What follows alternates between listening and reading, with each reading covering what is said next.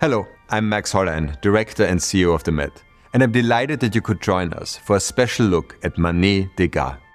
This exhibition stages a dramatic and revealing confrontation between two giants of art history. By examining the careers of Edoardo Mane and Edgarom Degas in direct, close comparison, the exhibition highlights one of the most significant dialogues in the history of modern painting. The installation and accompanying catalogue shed new scholarly light on both the artistic and social relationships, providing an understanding of the points of similarity and difference that constitute the richness of their respective oeuvres. This was a relationship that survived even the death of Mane, as we see his lasting influence on Degas' work and personal collection in the final gallery. Considering their legacies, it is only fitting to reunite the two artists in museum galleries, a setting reminiscent of their legendary first encounter at the Louvre. At that moment, neither had attained the stature of modern master for which they are known today, more than 160 years later. Each was incredibly ambitious, and their sustained, thoughtful, and at times competitive observation of one another and their contemporaries would become vital to their enterprise. Their rivalry in paint and on paper over the course of 2 decades produced some of the most provocative and admired images in Western art. The exhibition is a collaboration between the Musée d'Orsay and the Metropolitan Museum of Art, two institutions with unparalleled holdings of works by both artists. More than half of the over 160 works in the exhibition will come from these celebrated collections. We are extremely grateful to our colleagues at the Orsay for their partnership in realizing this monumental undertaking. It is now my pleasure to introduce the co-curators of this exhibition, Stefan Wolohodzian, John Pope Hennessy Curator in charge of the Department of European Paintings, and Ashley Dunn, Associate Curator of the Department of Drawings and Prints, to walk you through the galleries. Mane Degas is an exploration of an artistic dialogue between two artists who are each at the forefront of inventing modernism, and who did so largely in response to one another.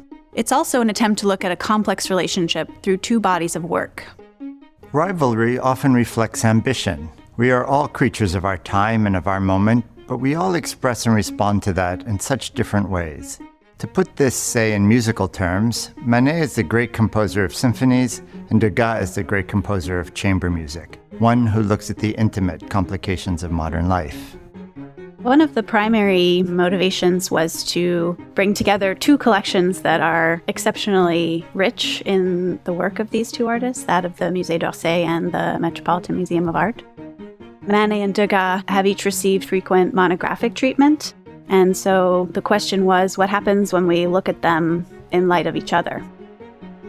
The opportunity here to truly discover the work of one artist through the work of another is really what reveals the essential qualities of each.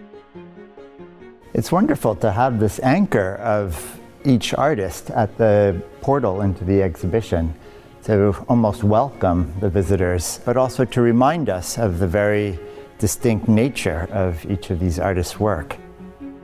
Mane is born in 1832, Degas in 1834. They were both Parisian, which is a very important element for our story. They were very much part of this urban, modern fabric of the city in the 19th century. Broadly speaking, they're both artists devoted to the human figure. Mane worked on a very large scale, and he's best known for producing paintings that generated outrage among critics and the public when they were initially exhibited, because they challenged expectations about appropriate subject matter and painterly form. Degas' works were more domestically scaled. He's known for his unusual cropping and his experimentation with materials. He's probably best known popularly for his paintings of the ballet, but he's also especially known for being one of the primary instigators and organizers of the Impressionist exhibitions in the 1870s. Degas and Mane are in many ways fundamental to the history of modern painting, but they're also artists who really assess the great tradition of European painting more generally, and the way they frame their own work within that. In the mid-19th century, there was a still dominant hierarchy of genres, which meant that at the top you had history painting, and from there, portraiture, genre painting, then landscape and still life. Both Mane and Degas challenged the idea that one had to work in one type of mode or another. and that's what we see play out throughout the exhibition. So this marvelous group of drawings and etchings points to one of the strangest aspects of their relationship, the fact that Mane never made a portrait of Degas, but we have this extraordinary series of drawings and etchings that Degas made of Mane really at the moment when they were closest in their relationship.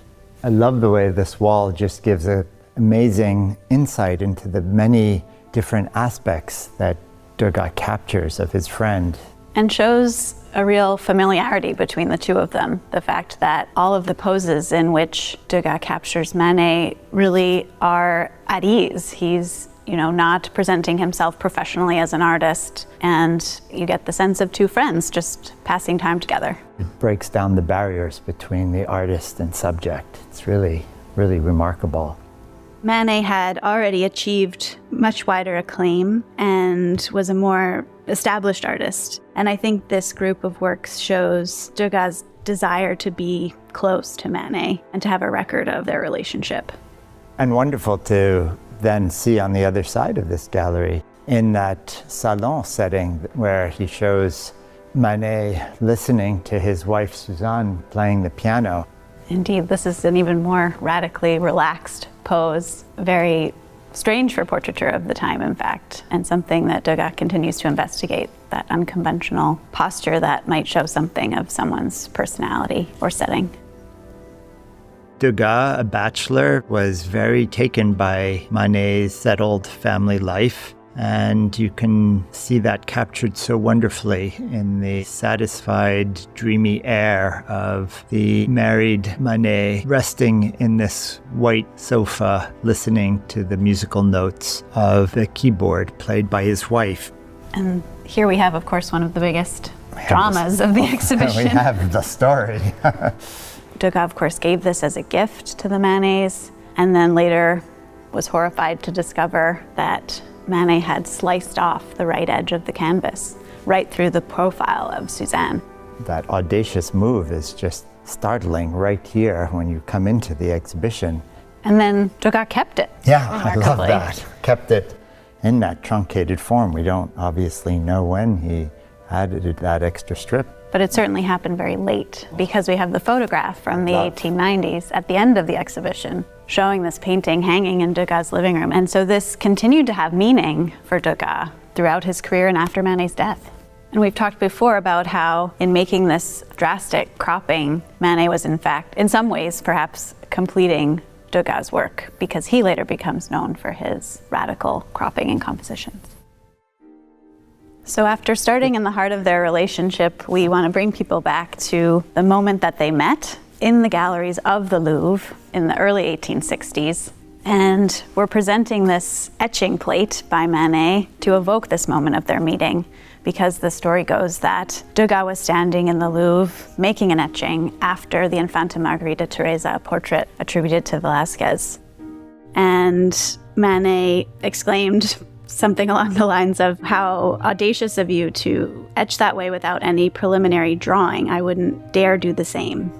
It was quite unusual to be working in this technique outside of the studio. Mane himself ultimately made an etching after the same painting. And so we see that Degas' etching is indeed in reverse. There's no intermediary step, whereas Mane did, we know, make a preparatory drawing, and therefore his print is in the same orientation as the painting. Degas' plate doesn't survive, but we do have this beautiful Mane plate to sort of conjure this moment in the mind of our visitors. What an extraordinary opportunity for artists to meet in the galleries of the Louvre in front of the works by the titans of European painting, to imagine that they could see history or the history of art in living color. I love imagining Degas copying a print by Marcantonio Raimondi, the 16th century printmaker, of the figure of Parnassus, and to see here Mane picking it up in that nude figure of a woman in the Déjeuner sur l'herbe. We know it was such an important source for him in composing this picture, and so it is extraordinary to see, in fact, that Degas was making copies after the exact same print. They're all looking at the same sources. They're all taking elements from them and imagining them in new ways. We wanted to bring people from their artistic origins to their familial origins and give people a sense of who they were as men in the context of their families, among whom they so often socialized. To see all of these family portraits, to recognize how well they could just capture the nature of the various members of their close circle. There's still something incredibly closely observed and incredibly profound psychologically. Yes, for both of them as young artists, making portraits of their family members helped them to find their voices. And one of Mane's very first submissions to the Salon is his portrait of his parents. And then Dega, too, when he's studying in Italy, is making countless studies of his Italian relatives, which ultimately results in this extraordinary family portrait. The Salon was such an important event and context in which both artists really had to prove themselves. You feel the presence of Olympia as you turn the corner and come into this space. It's arresting here in New York to see, but also a clarion moment to wake us up to the questions of their time. This painting, which Mane exhibited at the Salon in 1865, caused such a sensation, such a stir, such outrage among critics for its subject, for its scale, and for the way in which it was painted. That directness, that boldness, that quality on the surface of paint and expression and line coming together, it's hard not to feel the power of that even today. He presents the bold image of a courtesan in her bedroom. Here she's confronting the beholder as she is about to receive a bouquet of flowers from an attendant who becomes an equally important subject. One of the contrasts that Mane is setting up here is this nude white woman with this black clothed woman. For his models, he cast Victorine Meurent as Olympia and Laure as the maid presenting a bouquet of flowers. Her presence alludes to the burgeoning free Black community in Paris, but her attire is also distinctive in terms of representations of Black women in this period. The fact that she's shown in European dress, she's not exoticized. Olympia generated outrage among critics and the public for the way it frankly presented a contemporary courtesan without any guise of mythology. Its commercial history is equally interesting because it found no buyer until a public subscription was mounted by Monet in the 1890s for it to be acquired by the French state. And importantly, Degas contributed to that subscription. Like so few works, it brings history to a point of encounter with a break, right? The modern moment where all of the resonance that we look at art historically when we first encounter this painting.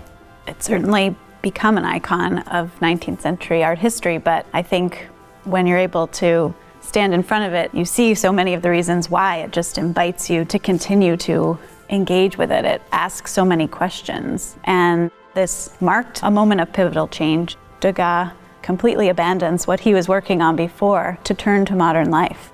It's hard to see through the same eyes after looking at something like this. It certainly doesn't fit into any of the categories, the neat sort of genres as they were divided at the time. Right. We're so grateful to be able to present this. It's a historic moment for us. Its first presentation on this side of the Atlantic. Its only third time outside of Paris in its entire existence. It couldn't be a more important thing to celebrate.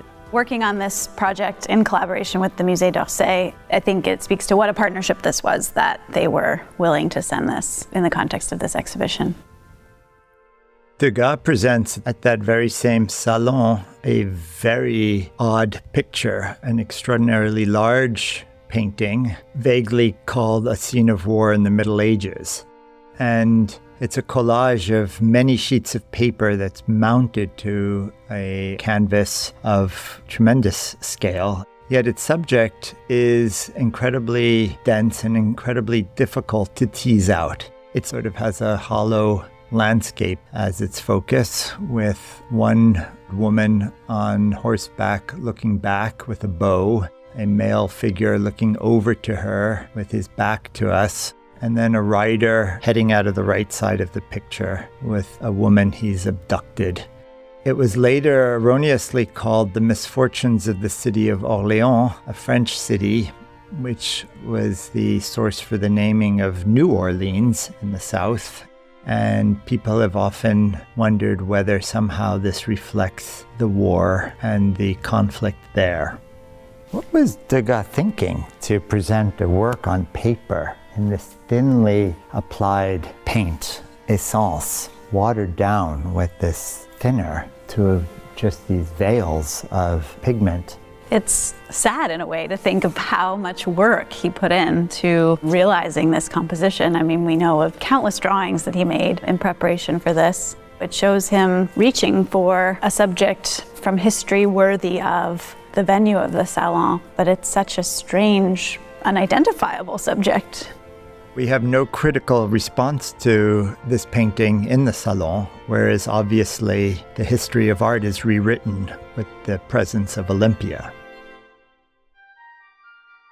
This gallery brings us into the world of their peers in a broader sense, but also looks at how they were really questioning the idea of portraiture. And we continue from this direct dialogue between portraying their contemporaries into their social context of engaging with the Morisot family.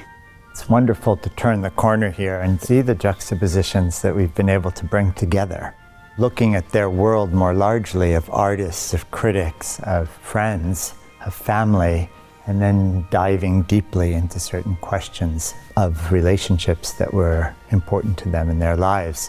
Morisot, Cassatt, other artists who really resonated.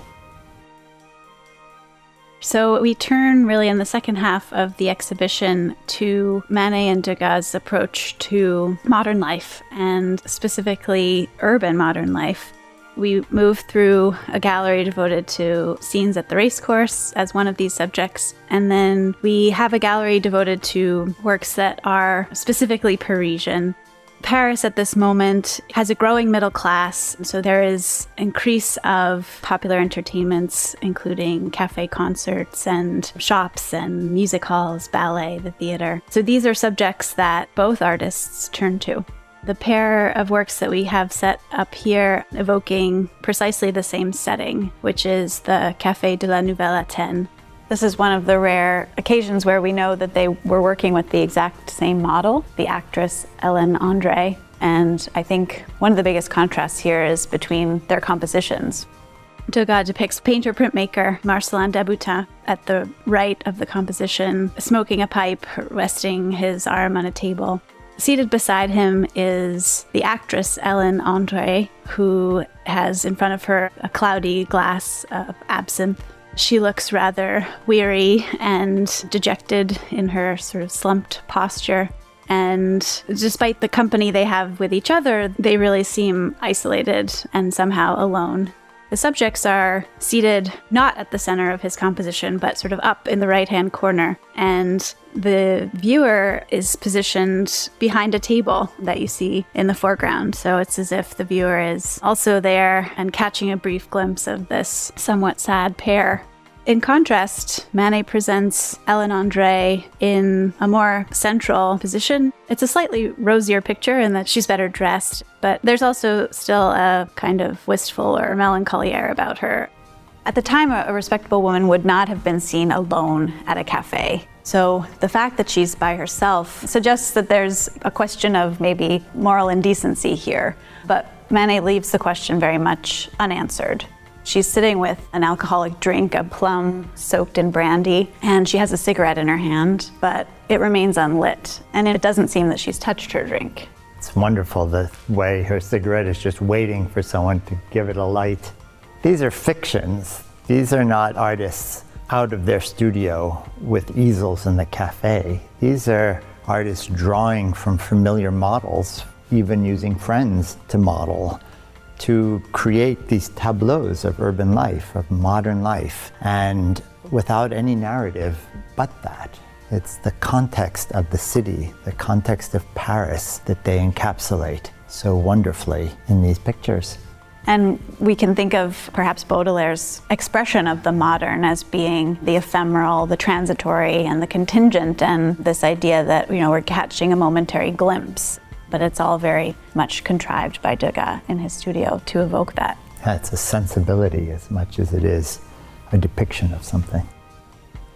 We've tried to shape this story around certain themes in these two artists' work, and to go from the public stage of the cafe concert and the public cafe into these dark spaces of Paris behind the facades of the city walls. It was important to show them engaging with modern Paris, but equally important to show the continued interest in the female nude, that classic subject of art history, but the way in which they each continued to approach it radically. The last gallery is sort of haunting. People may ask, why are there no works by Degas in this gallery when the whole premise of the exhibition is to look at each artist's work? And it's important to be reminded that everything in this gallery was brought together and collected by Degas after the death of his friend. One of the big questions we started out with was how to deal with the chronology of their lives, the difference that Mane dies so much earlier in 1883 and Degas lives till 1917. And so how does that dialogue continue after Mane's death? And one of the ways is that he was so actively collecting Mane's work. The largest painting in his collection is Manet's 1867 execution of Maximilian, who was the emperor imposed on Mexico by Napoleon III, who, in the face of Mexican forces, was shot. And Mane takes that as an important subject. He never presents this painting on a grand scale in Paris. It was seen too politically controversial for Parisian audiences and had only been seen by very few people. After Manet's death, it's found in his studio in pieces, and it's dispersed until it comes into the hands of Degas. And Degas actually restores the painting to its original dimension and brings all the fragments that he could find together as if he's trying to make something whole again that was no longer. I think, don't you, that it conveys a concern for his legacy, the fact that he went to the trouble of finding these pieces and putting together what was a really important work in Manet's career. And I think that he admired Manet's ability to present history, to present his moment. This is not the kind of painting that Degas himself made, but he could admire it through his friend. This is an exhibition that celebrates the work of these extraordinary artists. In many ways, it's a retrospective of each of their work, but it's a dialogue between these two artists. I really hope that this exhibition is resonant for artists as it is for historians to recognize the complexities of art making at any given time. And in relation to other artists. I hope visitors see how this was a relationship that pushed the history of art forward. We greatly appreciate the vision of Laurence Degas, formerly director of the Musée d'Orsay et de Lingerie, and now president of the Louvre, whose longtime ambition was to bring these two giants of 19th century French painting together in an exhibition, and we were happy to collaborate on that. We subsequently received essential support from her successor, Christophe Leribaud, the current president of the Musée d'Orsay, who ensured that many exceptional loans were able to travel from Paris to New York. For more than 4 years, curator Stefan Wolohodjian and Ashley Dunn have worked closely with their counterparts at the Musée d'Orsay, Isolde Bludemacher and Stéphane Gauguin, to shape the content of this exhibition and its accompanying catalogue. I'd like to extend my heartfelt gratitude to them, as well as the many MED staff members who played a role in this project, particularly Halle Pierce, research assistant in the Department of European Paintings. A project of this scope cannot be achieved without the generosity of exceptional donors. Our sincere thanks go to Alice Carey Brown and W.L. Lyons Brown, the Sherman Fairchild Foundation, and Harry and Linda Fahd for their significant support. We also send our profound thanks to the Janice H. Levin Fund, the Gail and Parker Gilbert Fund, the Sam and Janet Saltz Trust, Rosalind and Kenneth Landis, and Elizabeth and Dean Keller. This exhibition is supported by an indemnity from the Federal Council on the Arts and the Humanities. The accompanying catalogue, containing important new scholarship, is made possible thanks to a lead grant from Gregory Annenberg Weingarten, Grow at Annenberg. We are also grateful to an anonymous gift in memory of Nanette Kalakian, and we thank also Robert M. Buxton, Elizabeth Masterler-Gordon, Claude Wasserstein, the Mellon Foundation, and Hubert and Marie Goldschmidt. On behalf of everyone at the Met, thank you for joining us.